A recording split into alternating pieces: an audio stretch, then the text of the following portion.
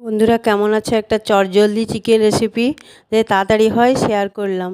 আমি এই চিকেনের উপকরণ নিয়েছি পেঁয়াজ, টমেটো, তারপরে গুঁড়ো মশলা, ধনে গুঁড়ো, জিরে গুঁড়ো, নুন, চিনি, গোটা গরম মশলা। আমি কড়াই বসিয়ে দিয়েছি, কড়াইতে তেল বসিয়ে দিয়েছি, তেলটা আমার গরম হয়ে গেছে, চিনি দিয়ে দিলাম। এবারে শুকনো লঙ্কা, ওই দারচিনি, এলাচ, তেজপাতা সব ফোড়ন দিয়ে দিয়েছি। এবারে ওর মধ্যে রসুন দিলাম, এবারে কুচনো পেঁয়াজ, টমেটো সব দিয়ে দিলাম। এবারে তেলের মধ্যে সব ভালোভাবে ভাজা হয়ে যাক। ভাজা হয়েও গেছে। এবারে আমি আদা রসুন পেস্ট করে রেখেছিলাম সেটাও দিয়ে দিলাম। এবারে ওগুলোকে আরেকটু ভালো করে কষিয়ে নেবো। ভালো গন্ধ বেরিয়েছে। এবারে গুঁড়ো মশলা অ্যাড করলাম, ধনে গুঁড়ো, জিরে গুঁড়ো, নুন, কাশ্মীরি লঙ্কা গুঁড়ো, যেটা কালারটা একটু সুন্দর হয়। এই যে কালারটা দেখো কত সুন্দর হয়েছে। মশলাটাও আমার ভাজা হয়ে গেছে।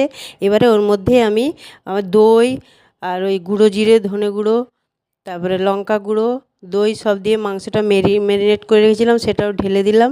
এবারে ভালো করে মাংসটাকে কষিয়ে নেবো। আমি 750 গ্রাম মাংস নিয়েছি, একটু জল দিয়ে দিলাম। এবারে একটু ঢাকা দিয়ে দেবো।